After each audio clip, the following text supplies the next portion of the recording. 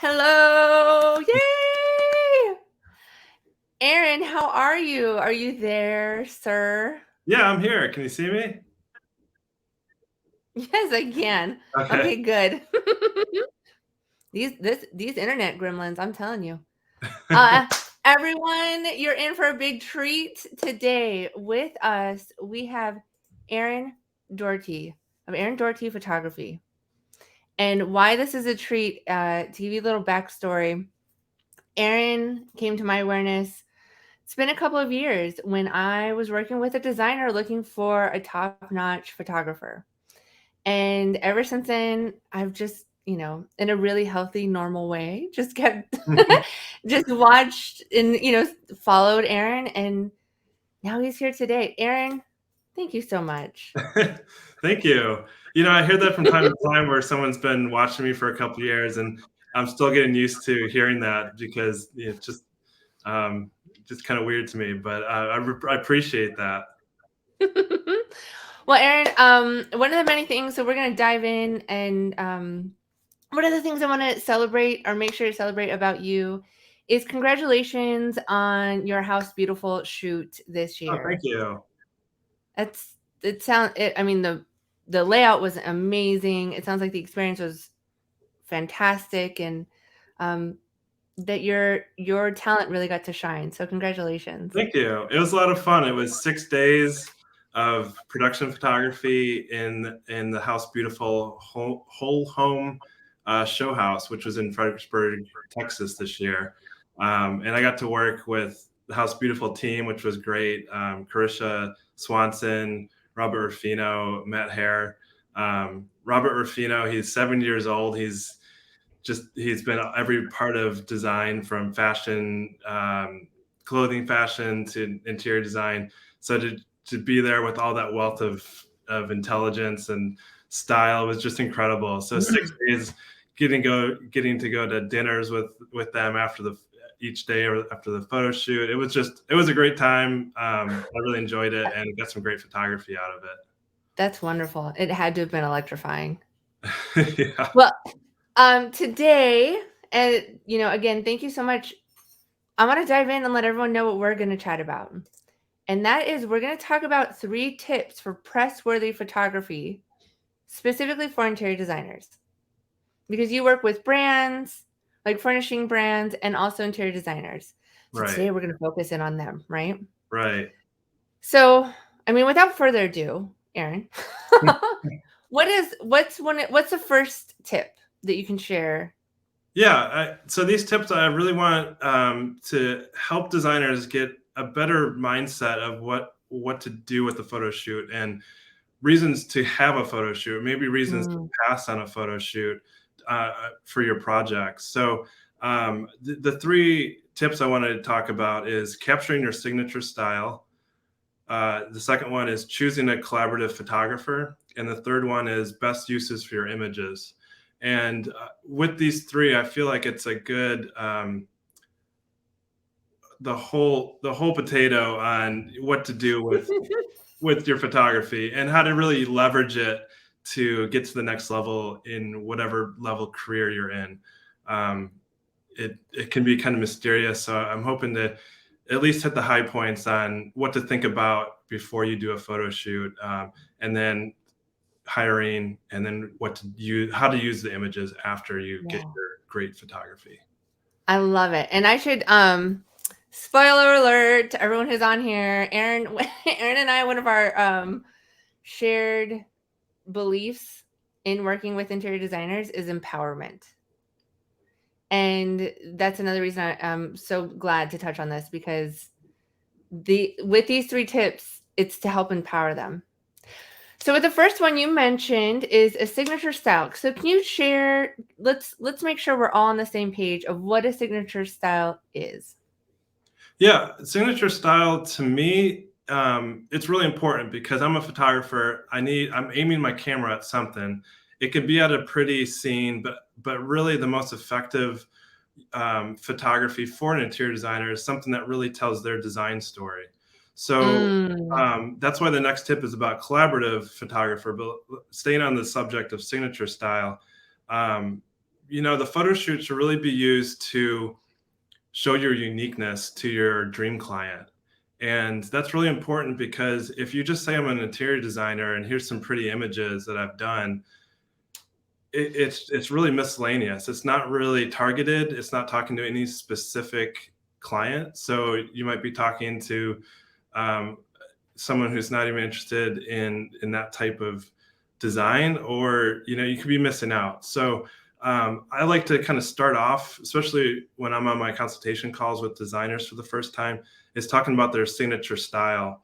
And once I'm at the photo shoot and capturing things, I'm asking questions about the design or about that chair, the significance of this, and really sussing out what the signature style is, because it's really important. I mean, photography is Yeah. a lever for an interior designer to show off their best work. So being bold Mm. is just being bold, showing exactly your design vision is a perfect medium for photography. So signature And style I all along. I love it. I love it. Yeah. So I would the signature style, because as a designer, think you can design anything, right? It's sort of but that doesn't mean you want to. Which means if I hear you correctly, then really it is dialing in, and you use dream client and I use ideal client. And that really, when you zero in and are able to capture the story of the design, the feeling that really expresses what a designer can do and speaks to who they want to work with, that's capturing the signature design. Yeah. Right. Yeah, definitely. And I feel like I'm a creative, and so are interior designers. So I totally commiserate with the lack of having innate marketing skills. But but I feel like interior designers may think that the better my work is, the more chances, or if I work on my craft and if I'm better, I'm going to get more work, and I'm going to get more awareness, and I'm going to just have this great career. But Nona, as I'm sure Mm. you know, with working with your clients, it really involves marketing and understanding who you are, where you want to go, and then also really understanding your dream client, your ideal client. And signature style has so much to do with all of that. If you really want to work with this group of clients, that might influence your signature style.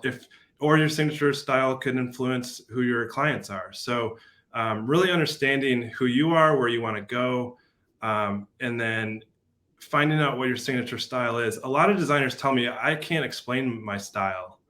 And Mm. And that's really, and that's why they have me. No, I'm just kidding. you definitely need an outside opinion, but a photographer can help you with that too and visually show your signature style. It just involves a collaborative photographer, Well, that's not what I someone who love. just Yeah. comes So in to let's take pictures. that was a really perfect segue, right? Because to your point, sometimes if a designer, they know they're good, that they want that next level of photography, of being able to capture what they can do, but they don't have their finger on it. How do they even know what photographer to work with, right? So can you share what working with a collaborative photographer looks like? What some of this important tip? Sure. A collaborative photographer, it sounds straightforward, and it sounds like, well, all photographers should collaborate with me. Um, but without intentionally being collaborative, I don't believe a lot Mm. of photographers are collaborative. And so for me, what that means is a consultation call before the photo shoot. Anytime I get an inquiry from an interior designer that's interested in my pricing, I make sure we have a phone call before we go over pricing. And the reason being is as an interior designer does custom work, I do custom photography. So although I do have somewhat standard Mm. pricing, I really need to understand the interior designers, what they're needing, what they're looking for, and then really understand who they are and make sure that my photography fits them well. And then on the phone call, I'll go over my pricing. But that's in the collaborative photography process. That's like the gold standard is getting on the phone call before the photo shoot. And a lot of photographers will just work off of email and maybe text messages Mm. and schedule everything. And then you show up to the photo shoot and you've never seen or talked to this person, this photographer. And so I just I'm mad like the variety of people that could just show up, right? Because right. if you don't have that connection, oh, Yeah. how do you know? How do you know, right? Like, how do you know that your design is going to be captured? The story is going to be captured Yeah. because you can schedule it, but if they're And oh, okay, I'm sorry, I just nightmares yeah. flashed in, but I'll admit, I'm definitely one who just would love to work via email my whole life. But it really I started doing consultation calls two years ago, and it's really made my photography better in that I'm able to service my clients, interior designers, much better by understanding who they are, what their style is, and also kind of creating a personal connection before the photo shoot. yeah. And like you and I had a chat before this interview. Like it's natural. You have to understand that person before showing up, and there's all this pressure on the line to get great photos.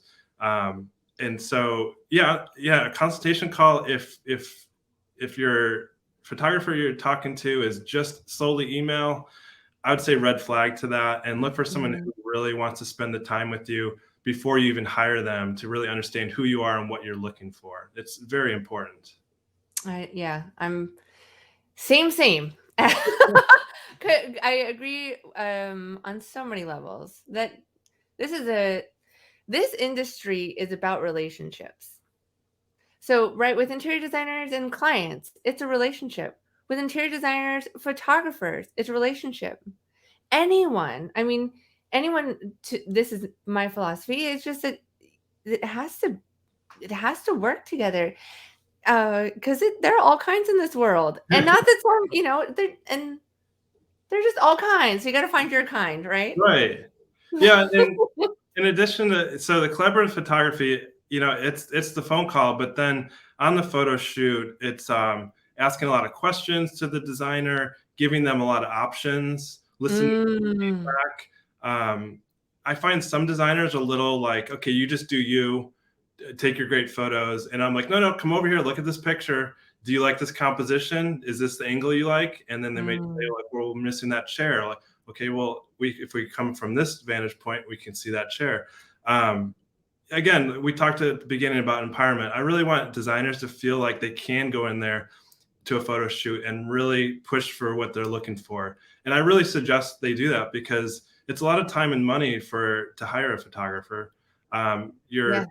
The client, the homeowner, might not exactly be happy that there's a photographer crew in their house. So getting the Or most, they could be thrilled, right? yeah, sometimes they But are, yeah. but So to your point, it's an investment, and it's investment of time, of energy, and of money. And and you use the word intentional, having an intention when you work with a designer, and the recommendation of having a collaboration, the designer have an intention with a photographer. yeah, and it's two creative minds working together, and that's what I love about my job is I'm working with another creative. They have their set of Mm, skills, and I have my set of skills, and we meld them together. So without collaboration, it's just a one-sided story about pretty living room, and it has no context or story without the designer being involved. So I will pull a designer into the scene, and we'll look at it on my iPad, and we'll make decisions, and then I really feel like I'm capturing them. The story's about them, not pretty worldly goods. yeah, it's because it's so much more. There's more depth to interior design, and that's another thing that you and uh, I think that we have the same mind, um, and that interior design changes lives, and that it's also a business. It's not a hobby. And Right. so, with who you work with, in the intention of photography, how, like what to do, right? And how to make the most of it. Which actually leads into step, I think I just kind of your third tip. Let's talk about that one. Yeah, it's uses for your photography, and obviously like the talk today is about press. Um, you know, we're talking about signature style, collaborative photography, and then getting press. And it's everything's kind of interweaved because the story, the photo shoot should really have a story. Because if you're wanting to get this in press, there needs to be a hook in it. You can't just say, "Here's some pretty photography."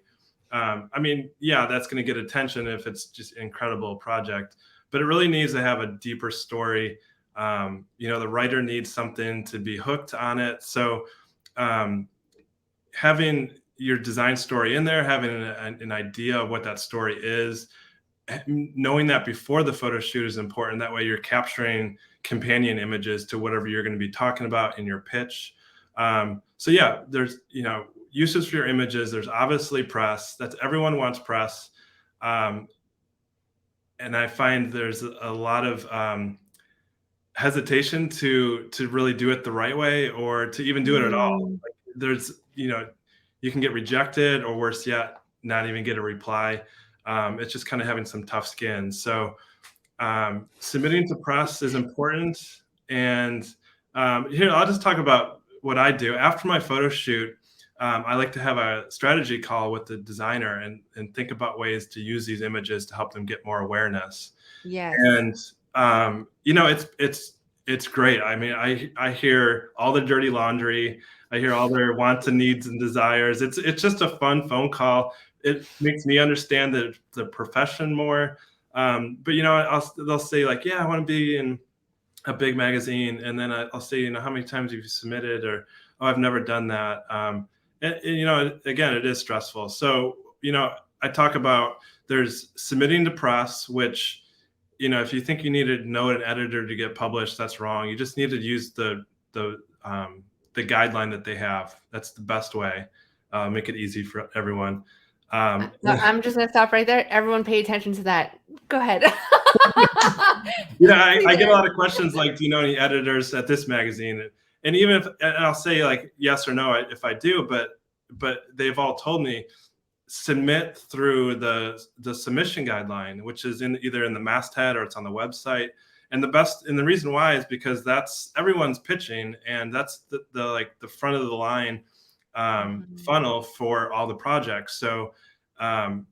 So multiple people might be going into that email looking for a story that they're looking for. So if I just talk to one editor and it's not what they're looking for, it stops dead in its tracks right there. So yeah, easiest way, just do it the way you're supposed to. Right through whatever that email address is, make your pitch there.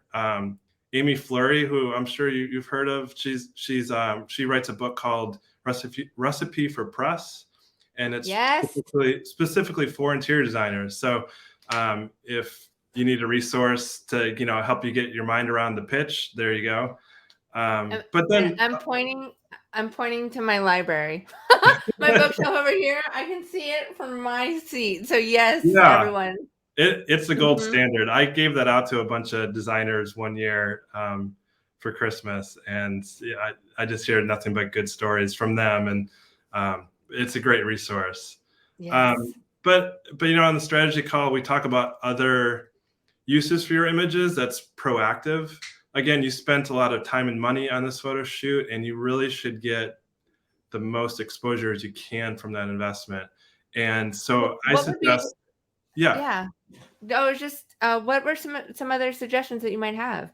Some good suggestions are blog sites that need content. There's a lot of great big blog sites out there, and that's an easy way to get in to getting some press. Also, it lives on the internet forever, which is good and bad. But it puts your name out there, and the more link backs you get, the better. So don't discount blogs. If you can get something published on a blog, go right for it. The other ideas are award shows. Yeah. And again, that's another place where designers, I feel like, are afraid of rejection, so they don't do the award shows. But the nice thing about award shows is that they have sections of like price ranges. So if you only did a $20,000 bathroom or something, there's likely a category for that. So you're not competing with the $100,000 projects. Powder room. Yes. Yeah. Yeah, powder room. Well, I don't know. Powder rooms, those are usually the most expensive. I shoot a lot of powder rooms, and it's like, wow, this probably costs more than my kitchen renovation, but it's incredible. No, I love it. So yeah, so and resourcefulness.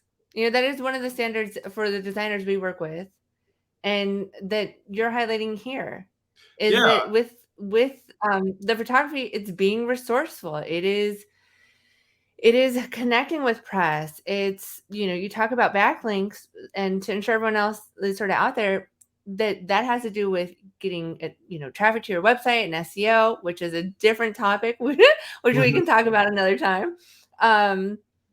Awards, right? And sometimes I recommend also just how to just maximize every bit of it, right? Because there's obviously social media, there's marketing, there's using it for your own booklet or your own book that you give to prospects. I mean, the website, I mean, there's, right? right. I get kind of Well, excited about. I was finding that designers were just using the images for their website and social media, which is why I decided I'm going to start doing strategy calls, because I felt like with my experience, again, I've been doing this for over 15 years, working with interior designers and home furnishing brands. And I feel like, why haven't I been doing this? Like, I should be giving them, how to use these images best. Not only is it great for them, but then they're going to come back to me to get some more because someone else is asking for photography of a different project. So, yeah, just, getting those images out there, being proactive. It might not feel like a creative activity, but in order to get those bigger projects with, better clients, bigger projects, yeah, you really need to be proactive and show your work and get out there. And again, Yeah. I'm a creative. Marketing isn't innate to me, but in order to get the great work requires some marketing. Which It no, does. that's what you're all about, right? Is really It really, yes, Erin, 100%. us Because it, creatives. We need all the help we can get. well, and that's a big part of it, I just had being creative and being successful, both in business and fulfillment with clients who you like and who appreciate you, and doing all the things like living life right now instead of saving up for someday. I mean, it's all, to me, it's all part and partial. That it does take marketing. It takes really good photography. It takes a very talented designer.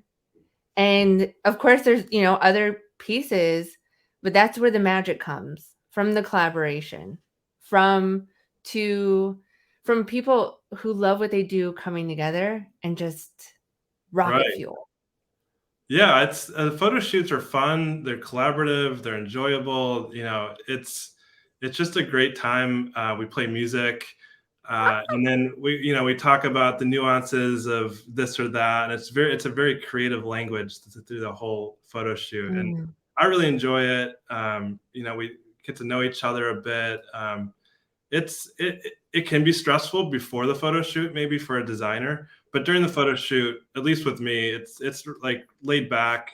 Um, I right off the It's a bat, party. and then you can jump in here, like let's work together nicely. So yeah, but also working with a photographer. Once a designer finds a photographer they like, I suggest stay with that person and grow with them, because I have a designer I've worked with since 2012. So it's been a while that we've worked together, and